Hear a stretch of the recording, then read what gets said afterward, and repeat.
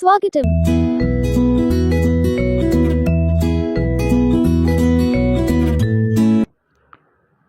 Reason behind vast number of organic compound, मतलब जो इतने सारे ऑर्गेनिक कंपाउंड है, अप्रोक्सीमेटली 2.5 बिलियन से ज़्यादा number of organic compound present है। ये जो ऑर्गेनिक कंपाउंड इतने ज़्यादा है, भास्ट नंबर में है, क्यों है? इसका दो रीजन है, पहला कैटिनेशन एंड दूसरा आइसोमेरिज्म। तो हमें तो नहीं पता कैटिनेशन क्या होता है, आइसोमेरिज्म क्या होता है, तो चलो पता करते हैं ये कैटिनेशन क्या होता है और आइसोमेरिज्म क्या होता है, जिसकी वजह से ऑर्गेनिक कंपाउंड इतने सारे हैं। मतलब इनऑर्गेनिक को देखने से पता चल जाएगा कि ऑर्गेनिक कंपाउंड कितने सारे प्रेजेंट है एनवायरनमेंट में। इसका नोट वीडियो के लास्ट में प्रेजेंट है, देख लेना और वहाँ से देख के लिख लेना। अब देखो कैटिनेशन प्रॉपर्टी क्या होता है। ये जो कैटिनेशन प्रॉपर्टी है ये कार्बन में होता है, कार्बन का ये कैटिनेशन प्रॉपर्टी है। तो कैटिनेशन प्रॉपर्टी किसे कहते हैं? Self linking property of carbon atom is called catenation property of carbon atom. मतलब कार्बन और कार्बन के बीच सेल्फ लिंकिंग, वो एक दूसरे के साथ लिंक बना के बॉन्ड बना के एक कंपाउंड बना सकते हैं। तो वो खुद ही खुद कंपाउंड बना सकते हैं, इसीलिए वो कैटिनेशन शो करते हैं। और उनका ऑर्गेनिक कंपाउंड बनाने में सबसे ज़्यादा पावर है उनका, तो सबसे ज़्यादा पावर जिसका होगा उसका चलेगा। कार्बन का कैटिनेशन होता है, इसीलिए ऑर्गेनिक कंपाउंड का नंबर भी सबसे ज़्यादा है। और क्या बोला?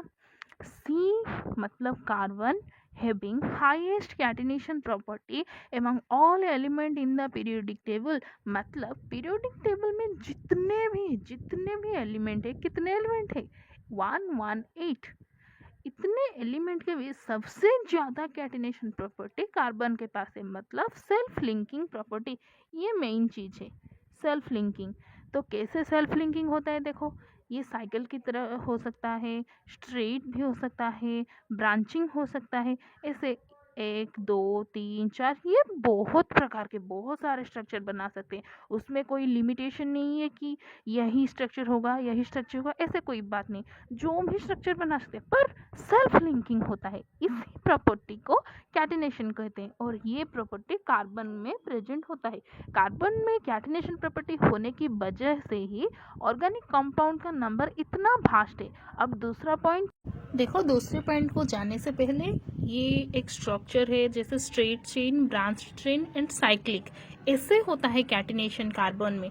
मतलब कार्बन डिफरेंट स्ट्रक्चर बना के अपना कैटिनेशन प्रॉपर्टी और सेल्फ लिंकिंग प्रॉपर्टी शो करता है। आइसोमेरिज्म क्या होता है, चलो पता करते हैं।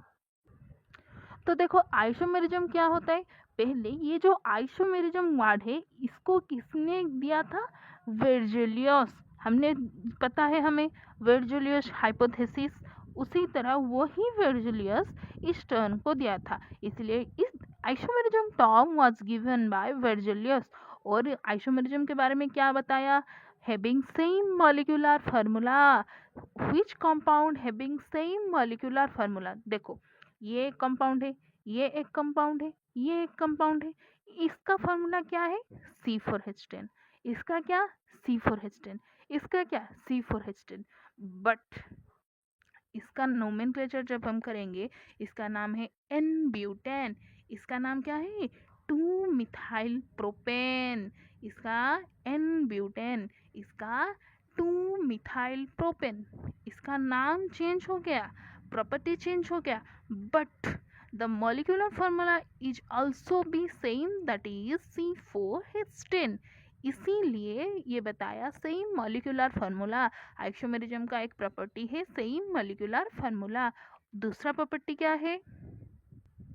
पहला है सेम मॉलिक्यूलर फार्मूला, दूसरा क्या है? Different in their property. But कौन सी प्रॉपर्टी? वो फिजिकल भी हो सकता है, वो केमिकल हो सकता है, और वो बोथ फिजिकल एंड केमिकल, वो बोथ प्रॉपर्टी भी डिफरेंट हो सकता है। तो अब हमें पता चल गया आइसोमेरिज्म का डेफिनेशन हम लिख सकते हैं।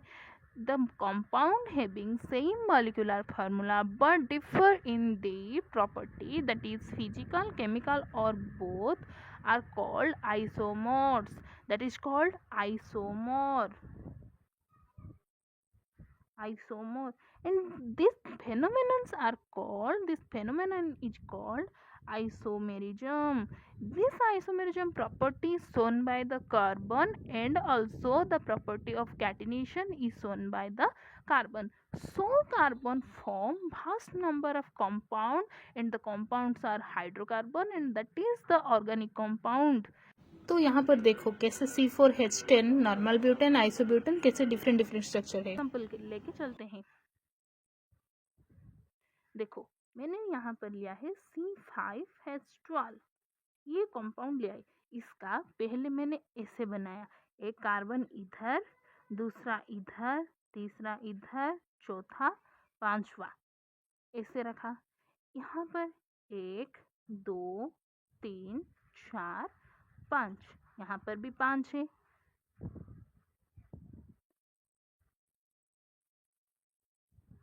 यहाँ पर देखो 1 2 3 4 5, यहाँ पर 1 2 3 4 5, सारे जगह 5 का 5 ही कार्बन है। पर देखो इधर का स्ट्रक्चर अलग है, इधर स्ट्रक्चर डिफरेंट है। यहाँ पर यहाँ दोनों से डिफर करता है और यहाँ पर भी डिफर करता है। तो यहाँ पर डिफरेंट स्ट्रक्चर हो गया। तो आइसोमेरिज्म का फॉर्मूला क्या है, मतलब डेफिनेशन क्या है?